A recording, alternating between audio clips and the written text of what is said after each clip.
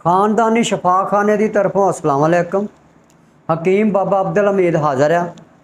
दोस्तों, high blood pressure के बड़े मरीज़ अजकल, क्योंकि साड़ियाँ खुराकां ही इवें दियां। मुर्गी का गोश्त जिहड़ा इहदे तो बगैर असीं रह नहीं सकते। बाकी जिहड़ा जानवर भी खुराकां खांदे आ, वो भी तुहानूं पता।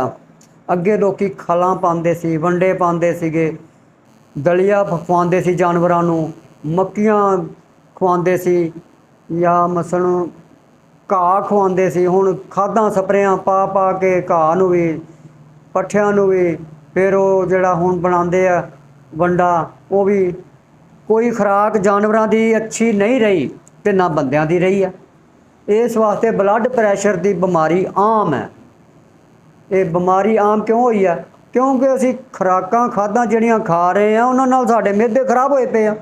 जदों मेदे खराब हो गए तो उदों तकलीफां तो होणियां ही होणियां, ब्लड प्रैशर वर्गियां मर्ज़ां तो आनियां ही आनियां।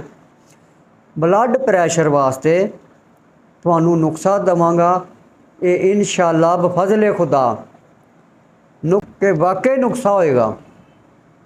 ये कोई शक शुबा नहीं होएगा। कोई ऐसी गल नहीं जिहड़ी मैं तुहाडे तो लुका रहा, तुहानूं सब कुछ दस रहा।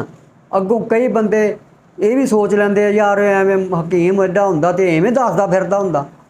नहीं, ये सब अल्लाह ताला दी रहमत है ते कर्म वालियां दा करम है कि मैं तुहानूं दसी जाना। ये मेरे पीरां दी दुआ बरकत है कि मैं तुहानूं दसी जाना। तो इंशाअल्लाह बाकी मैं तो कुछ भी नहीं, मैं इन्हें जोगा है भी नहीं, ना मैं किसी काबल हाँ। ये सब कर्म वालियां दा करम है ते मेरे रब दियां रहमतां। अल्लाह तबारक ताला दी रहमत है, हजूर दा सदका। ये जहन च रखो कि ब्लड प्रैशर की दवाई अगर तुसी बना के इस्तेमाल करोगे तो इंशाअल्लाह बफज़ले खुदा तुसी खुद तस्लीम करोगे भी वाकई ब्लड प्रैशर का नुस्खा क्या बात है, बड़ा लाजवाब है। और दूसरों भी दसदे फिरोगे।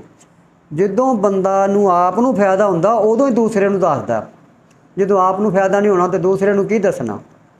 मगज़ बदाम, मिश्री, हरीड़ सब्ज़, इलाची छोटी छोटी इलाची ते चंदन, छोटी चंदन, लो जी सुक्का धनिया, यह चीज़ां बराबर वजन च लैनियां। इन्हां नूं कुट फांट के बिल्कुल पाउडर बना लेना। सुबह ते शाम 2 टाइम ताज़ा पानी नाल इस्तेमाल करो। इंशाअल्लाह बफज़ले खुदा तुसी कहोगे भी वाकई हकीम बाबा अब्दुल हमीद ने नुस्खा दस्या ते लाजवाब दस्या। अगर मेरी वीडियो पसंद आई होवे शेयर करना, सबसक्राइब करना, लाइक करना। अल्लाह हाफिज़।